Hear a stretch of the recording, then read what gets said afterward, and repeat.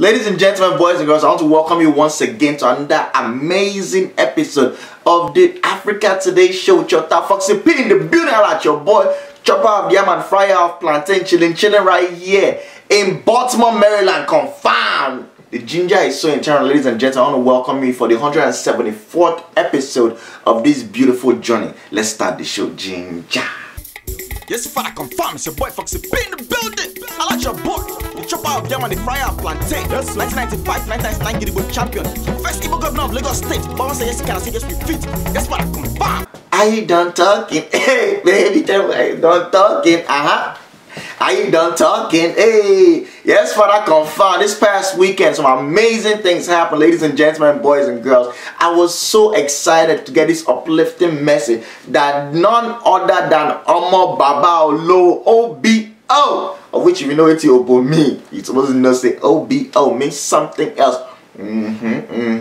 Yeah, Christians, stop behaving like that, confirm. Ladies and gentlemen, Davido, David Edili, confirm. He went out there and he sold out the O2 Arena, one of the biggest musical arenas out there in London, Copenhagen.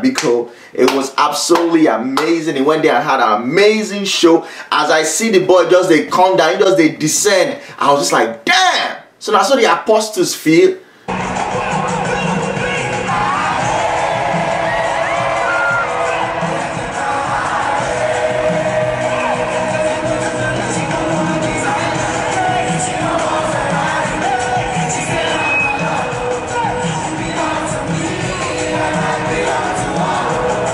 Davido, I don't care whether you don't make an entire heaven or you don't enter heaven on earth, confirmed. Because the way that boy was as descending from that heaven, it looked like Gabriel and Michael, confirmed. I thought it was absolutely amazing. The show, the production value was dope. Everything looked so good from the little what we see, the little highlights that we saw. It was absolutely amazing. And for me, I was a little disappointed to go on Twitter. They say Nigerians will never disappoint. Anything will happen, regardless of how positive it is. They will always find the chum, the small thing where they go talk, say, ooh, this thing that come out, wait till I come and talk. Oh my goodness. And why people saying that Davido is the first Nigerian to ever sell out the O2 Arena? Whiskey did it last year. I'm like, hold on now. Out of nowhere, another faction come out. And Whiskey did it, but he didn't do it by himself. He was the headliner of a show that featured other people. I said, okay, man, I press pause. Davido's show, in get people who did the show too, Peruzzi, all them guys, then perform too. Whiskey done on your own side. If you talk so, okay, yeah, Tiwa Savage was there, Mr. Easy was the heavy hitters, quite alright. Yeah, okay, then they got to say, oh, well, Whiskey brought out Skepta. Skepta himself can sell out O2 Arena. But meanwhile, this guy carried the Black James Bond. Davido brought out the Black James Bond, confirmed. Idris Elba, confirmed. He brought out Idris Elba. Missionary for African music. One fist. Everybody, one fist in the air. Lagos is in the building. Make some noise for the one and only Davido. So, what I talking about? Idris Elba can sell out Wembley Stadium. If you off in shirt, like half of the crowd will faint, confirmed. So I was not like, don't stop with comparison. And I thank God that Davido now came out. What did he say? He said, I want to thank God for this opportunity that he had to come and do this thing. Forget all the talk about who did it first or who did it by themselves. The fact is that we have done it. What have you done with your life? I say, hell yeah! Challenge them. That's why they always talk that the ginger is internal. The ginger has to be internal inside of your own chest, confirmed. Ladies and gentlemen, as I'm talking to you right now, midnight don't knock. It's already Thursday. But I'm looking at it like, if I press pause, if I delay this video now, they're not going to let me sleep on top 20. Instagram now, when they will disturb me, confirmed. So I say I have to come and give the people what they need in order to continue. Make them know, so okay, yeah. Fox P was supposed to do this on Thursday and he did it. Let me say go on my own zoo, and you know what? Keep pushing along, confirm. Talking about people pushing along, ladies and gentlemen, shout out to Emmanuel because she hit me up and she's like, Foxy P, you have to talk about this. I want the rate at which our leaders are falling during this election season. I swear to God, Igbobi must be full right now. Orthopedic surgeons, they need you to move back to Nigeria right now if you're watching this video. I swear to God, osteoporosis is killing them deadly. The fact that these men, you can tell they've not moved, they've not done anything for the past 4 years, but once it's time for election, everybody's standing up and oh, everybody's falling. APC 4 last week, PDP 4 this week. Everybody does, if I believe it's Fela Spirit, does they blow them. Why are our politicians falling so much? My father was telling me, he was like, no, they've been falling since, but then we didn't have social media. Maybe that's the difference. Because we just saw the video, I think this one is PDP people, showing that everybody can fall. This motherfucking as a couple. They went to go and climb on top podium. That podium can only be, maybe it can fit only like 12 people. They reached almost 65,000 that were climbing on top of that podium. And what happened? Anything that goes up comes down. Confirm. Yes, Father, confirm. Ginger. Whose law is that? Is it Newton? Be Michael Faraday? One of those people when they say they drink Gary. Confirm.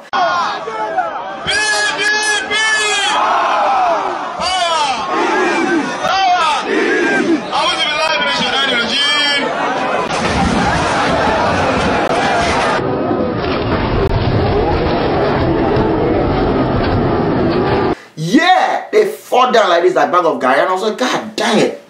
The way they fall, it's not like they even fall where they hold themselves. They fall, stagger, just lose control. I was like, God, these are people that are supposed to be our leader. What are we doing with our life? Talking about people that are falling, ladies and gentlemen. We're getting the news that out there in Congo, you know there was a peaceful transition of power, confirmed, from Kabila Pekin, who has been ruling the country since in Popsy Mod, just handed power over to Tshisekedi. And so this Tshisekedi guy, basically during his own inauguration, he said fall. I'm looking at this chairman. This is a well-fed young man. He's so understanding soldier. You understand? No, you can't person will say when he enter inside class, the teacher are going to look and say somebody enter. No, you know, say there's a solid human being that enter confirm. So I'm not like, God damn, why would you just? The guy just did that. They talk in your inauguration speech. He said, hey, I want me. Man, I owe me. I'm falling. I feel it.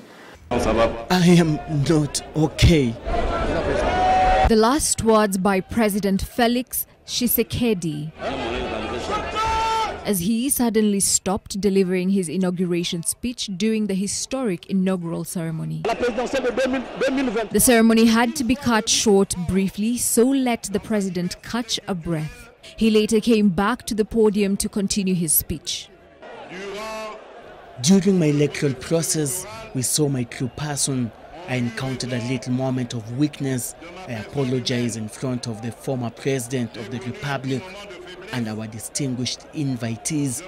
Now that my strength and energy that have always been mine have returned, we can continue. And I was like, damn, what happened to you? They now came out and saying, it's the bulletproof vest that he's wearing underneath. I was like, you're the president, you're coming to talk to your people. You just won an election. Why are you wearing bulletproof vest? And your people will be that now. So that tell you that his own spirit is not even pure. That man, there might be one sniper that will just give him whack from long distance, confirm. And I was not like, you know what? That's why they tell you that juju is no respecter of all these Oyibo things. You are going there, putting all that kind of double barrel bulletproof vest, or you thinking that they are coming at you with things of this earth, confirmed. It's not sticks and stones that can break your bones, confirmed. So we're not fighting against flesh and blood, but against wickedness in high places, principalities. You know what some principality is? Principality is not something that you encounter inside of school. Principality is not something that they put inside gun and enter gun range, confirm. Principality is something that fly at night without touchlight, confirm. Principality is all those things that you be sleeping like this. You're about, you know, you have wake up, but you're still sleeping, confirm. I had a situation when I was a young boy, at the age of like maybe like 13 or 14. We had one new house girl where they carry come from Madakeke. You know Madakeke, they were fighting Ife people. And Tifunke, this one got a small beef. I had in the house. So for 3 weeks, I go sleep, wake like this. I go still believe, say, I can't stand up. I don't even know, say, this woman from middle of night, she they come. As I always believe, Willie, all this kind of bush baby. They sit down on top of my chest, they press my chest. I don't wake, I don't say, you could die there, you could die there, you could die there. Eventually, I just bust wake up like this. I can't look my general brother. I don't see anything, nothing.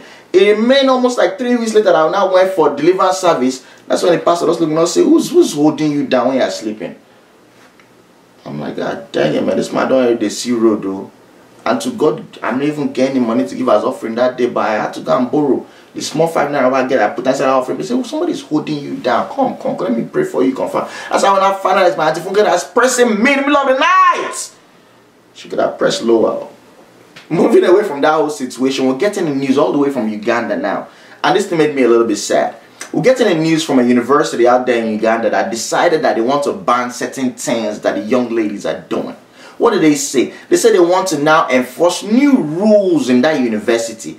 It's not that they're enforcing new rules that, okay, oh, the women are going to be able to join engineering class or all kinds of things to break down barriers. You know, it's not that they're going to say, oh, we're going to cut down all the sexual harassment going on campus, because we've been hearing about, you know, illegal torture and illegal feeling and illegal contact of the male hand with the female body part.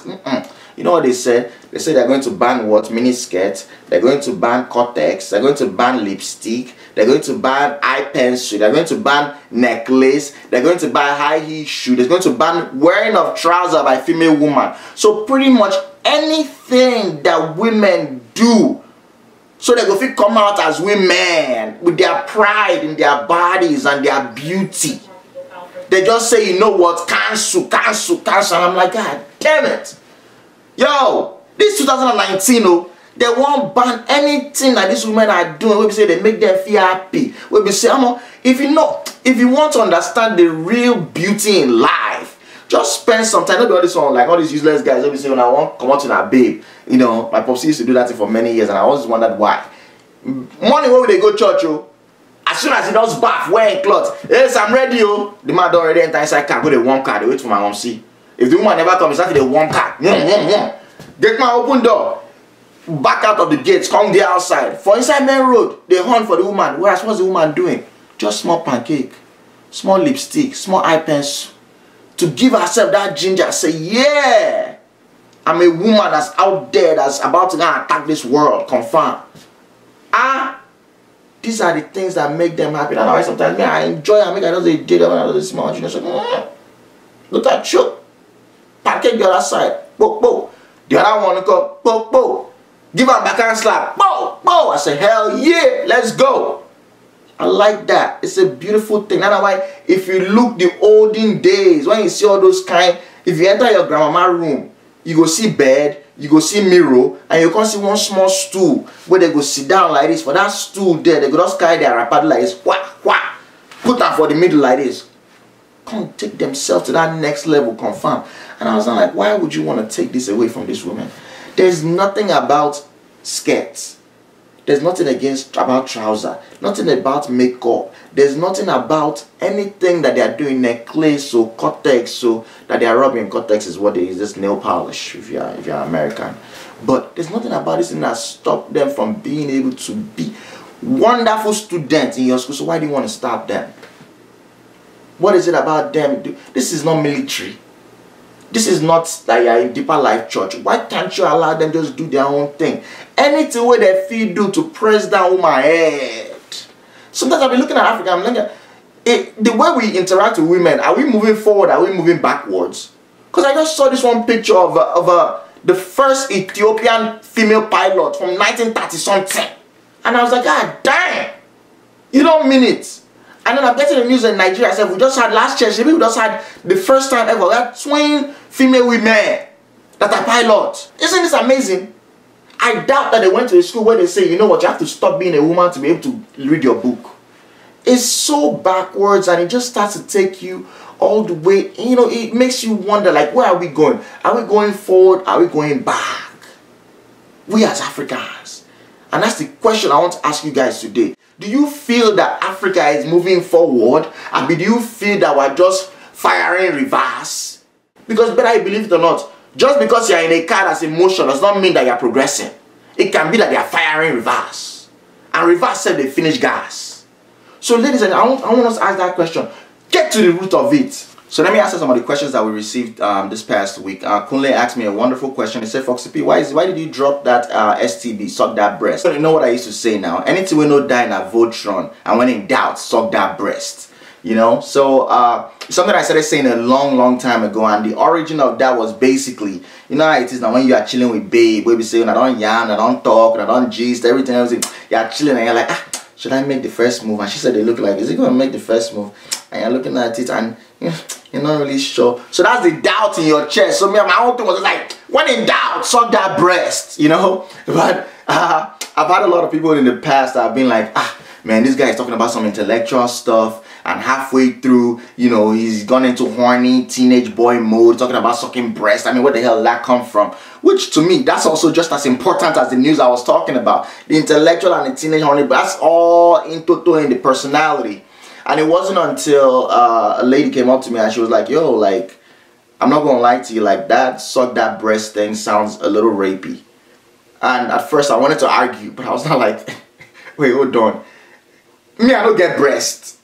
Person way is in full ownership of a set of breasts came and told me that it's rapey when you say something and you want to argue about it. And I was like, you know what, maybe it's time for evolution. So I was like, no, I'm dropping it. You know, so that was the reason why that suck that breast had to go. And you know, did it make me a better person? I think it made me evolve as a human being, start to realize that some things where they talk. They talk from a position of just laughter and just enjoyment and just playing around. But somebody else might look at it and be like, So there's certain things that if somebody wants you to change, you stand your ground and be like, nah, I'm not going to change. Why are you going to make me change? But there's certain things where you look at it and you're like, what are you gaining from even saying it in the first place? It does seem kind of rapey when you think about it. Almost like, say, you know, when in doubt. Like, say the babe, they doubt. Say, I don't want to, but you still want to suck that breast. So there's a certain way you might look at it and you might be like, okay, it does seem a little bit rapey. So that's why I dropped it. So you feel the talking on your own, though. You know, if you're a borderline rapist.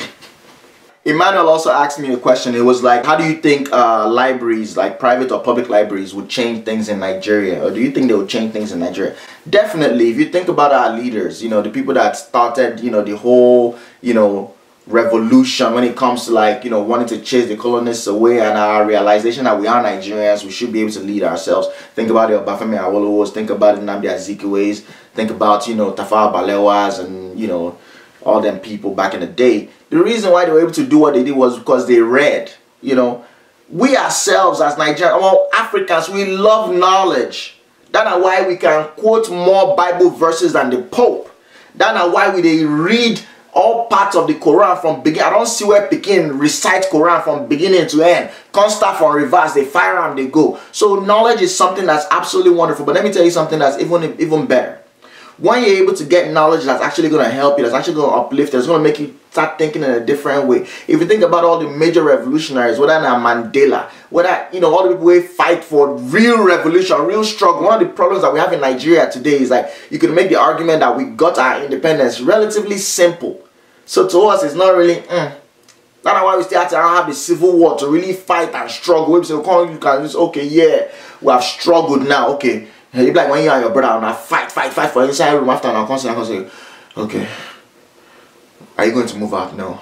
Are you going to move out? No. Okay, well, brother, okay, more cheat. Confirm. All these other countries, they went through their struggle. Look at Kenya with the Mama Revolution and everything else. They had to fight to be able to get their freedom. But the point I'm trying to make, let's get back to the books. Knowledge is power. Anywhere where you open library, even the kind of library we get for Nigeria, I remember all those libraries for secondary school now. That was the way some of us were even learning about history. Because you know, in secondary school, one of the terrible things that they've done is by sectioning off the educational system. So just because at the age of like 9 or 10 or 11, I tell somebody that I want to be a doctor, then I say, oh, JSS3. After JSS3, you're going to senior secondary school, which is a high school here. And they say, oh, yeah, in the science track. So now, all I'm doing is biology, chemistry, physics. The only general class I'm taking with everybody else is math, English, economics, and bio. And that's it. Everything else is all science. But then the arts, the otaka, the people that they consider that these ones, they don't even know any single kind of book. Now then when they do history, now then they do government, now they do things where we say, me as a citizen of the country, I should be taking. That's why there's so many holes in our education. But if you think back, a lot of us science students, we know sabi anything past social studies. Once you get beyond how many states does Nigeria have, 36 states, and the names of the governors, and that's it. That's all we know. But now the people who do history, now they study about Macaulay, and then they study into the past. And who knows how much they're even teaching? They don't even teach them about the Civil War. So what are they even telling them? I doubt that they even go deep about Abiola, you know, June 12th. I doubt that they really teach them any of that. But, you know, the point I'm trying to make is someone like me, I was able to learn a lot of things that I know today about Nigerian history by going to my school library and reading history books. So that library that you're thinking about is going to go so far. And let me tell you a secret. I don't know where you live, whether you live in the US, in the UK, in Canada. There is no place on earth you can go to as far as school, as far as library in your surroundings, as far as just regular friends and say, please, man, I donate book, give me, I want to send and go to Nigeria, go do library. no kind, even if na book where we say it's just a book of how to clean ash. People go read that and they go learn something. Maybe some female women are wiping from back to front, which you're not supposed to, because you're going to introduce bacteria that will affect your pH level. I know some people are watching right now, they're like, what's pH level? You're too young. The mature women that are watching this thing. They understand where I'm coming from. The point I'm trying to make is this. That book will change people's lives. So go ahead and do that, man. That's a beautiful idea. And I encourage you. Real quick, I want to give a shout out to all the people who leave comment this last week. Shout out to Mercy, my homework queen. Yes, mother confirm. Ginger. Alice, I see you. Dennis, Kilon Shelle. Emmanuel, Wabweze. Wabweze, one of my guys back in the day, they play tennis for Railway Compound. The boy crew like this, he's short past tennis racket, but that boy they play pieces. EJ, what's going on? Yvonne, I see you now. Julian, give me that shout out based off of the set upgrade. Father, you cannot stay in one place and keep doing the same things the same way and expecting things to change. I had to upgrade. You understand what I'm saying? To move forward, to give me that additional ginger. Of course, you had Rosalind was asking me, why do you always say ginger? Because the ginger is internal. It's a life source. What I need to succeed and to progress in this life, confirm. Emmanuel, what's going on with you? This is what I grew up with for his solo. Hey, my Gideon chairman. These are the first person with me and I will smoke St. Maurice together. We smoke Rotmas, we smoke Consolate, different kind of cigar. Why? At the age of 11, 12 years old, we're trying to find our own brand of cigar, so we're going to move around like big boy. Our whole chest, they hot throughout that whole day. This is not the first person with me and I buy condom, you know, and they try practice. We no practice in person, like, you know, no, just bring them out to blow and touch and say, this thing they draw for handle. We just say they give us condom, we spoil. Can't go return and say, maybe the one there's heat there. They say you can't return it. They say, we haven't used it yet. They say, you tear the nylon. We say, yes, we tear the nylon, but water is coming out. It's you two we go do as children, man. Now the guy don't marry, don't born two wonderful children, man. Iki, man. God will bless you, man. Kunle, what's going on with you, my tout? On not touch, I see you right there. Disney chick. Emmanuel Onwodi. Oh, yes. Cincy Best. You stay with me and I stay with you. Let's keep rolling. El Sue, I see you. Franklin, look. You say, where the doctor now? I'm about I try to get at least 2 of my friends will be doctor. Let me tell you something about this life. This thing that we're doing, where we stand in front of you and we talk about things that are happening, a lot of people can't. And it's not because they don't have intelligence or whatever. It's just like, yo, like they're looking at it like, oh, this thing will destroy my future. What if tomorrow night I can't go collect political appointments? They're going to say, are you not the one that went on that useless Foxy P, transsexual, philo boy? And you went to go and talk nonsense about politicians. You went to go and do that video and now you cannot get this position. So a lot of them were like, yo, they would come on, but if I can change their voice, or they won't come on video. And I'm like, what's the use then at that point if you can't come here and speak on the truth? You know, if we can't have that confidence to come and, unless you're lying. And me, I know I don't collect money from articles, so I can't feel bad about saying bad about Buhari, and vice versa. You know, we're coming out here to opine on the state of somebody who's most likely going to be our next president for the next 4 years. You know, and it doesn't feel comfortable doing it. And I still love them for the beginning of the world and end. So I'm not going to force them to do what they don't feel comfortable doing. But I definitely did try to get doctors to come on this show. And you never know what might happen. Ikechukwu, my guy. And of course, Eduka. Then I'm my Air Force tout. Went to the same Air Force secondary school in Ikeja. Perseverance breeds success. This year is our 20th anniversary, 2019. So I'm going to be in Nigeria in that August time frame. I'm going to close this video by thanking every single person that has signed up for the book club. Thank you guys so much. If you haven't done that, go to our Facebook page, facebook.com/AfricaTodayShow. So we don't have to build any new website or do anything crazy. Go there. And I think today might be the last day you have to be able to decide which book we're going to read for the first month of February. So Facebook only gave me 2 options. So I actually went with 2 books that were talking about the colonial time, just right before independence. One from a Nigerian perspective and the other one from a Kenyan perspective. So Ngugi wa Thiong'o is one of my favorite authors that's not Nigerian, that's from Africa. I encountered him in my mother's library as a child. Maybe I was like 7 or 8 years old or so. And it just drew me. I think the name of the book was Weep Not Child. And I don't think I was mature enough to understand the subject matter. But just the fact that person write book say weep not child. I come to listen, which pikin they cry inside there. I opened that book, no single pikin cry, but it was deeper and deep, which is why it went right over my head. I had to read it when I was a little bit older. But this particular book that I put up there is something about the Kenyan, before the Kenyan independence, all the things that were happening leading up to. And of course, you know, things fall apart, which is fundamental reading for anybody who won't understand why we as Africans, they behave the way they behave. That's about Okonkwo, Edili, and all his whole trouble with the colonial rule and all kinds of stuff, and a man that's going through that inner strife between trying to keep himself within himself as an Igbo chief, and then seeing how the Christians and the white men and everybody is trying to come change his community, and the way things come, they switch up, and you know, all that he came in from Nawala and all that kind of stuff. So pick the one that you want. There's still time for the vote to go any kind of way, but as soon as February 1st reach, I'm going to put up a video talking about the book club exclusively. So that way we can know how we're going to be interacting. If anybody wants to volunteer to run the book club, please raise your hand. And I know me, Foxy P, I'm pretty good at starting things. But to keep it going is very, very difficult for me. So sometimes it's usually beautiful when you have a volunteer or a bunch of wonderful volunteers who can help out with just the running of things. What do we need from the book club person? It's very, very simple. That book club like this, I'm thinking might be meeting maybe once a week, once every other week. You know, however we decide to run it, where we just come together and talk about what we've read about the book. You know, some people say that they don't want to join the book club because they don't like to read. You have audio books now. You don't have to be reading. You can just be in your car. You can be in the gym. You know, the average book is what, like 9 hours long? So there's nothing wrong with that. When you don't do treadmill, you just hear the yarnings confirm. Sometimes you might even be lucky. The best way they read the book, when they give you sound effects. Okonko walked into the room, king, king, king, king, king. And as he walked outside, he said, hey, hey, the thief have come. Oh. It might be nice like that. Who knows? Nobody know. But anyways, I appreciate you on that, man. Thank you guys so much for supporting this wonderful thing that we're doing out here, man. It's a beautiful thing just to be able to enjoy each other's company every week, man. Ladies and gentlemen, we've done it. 174th episode is in the books. As I talk whenever I end this show. Anything we know die in a Voltron, I remember the ginger is internal. I remember your top Foxy P. Yes, fine.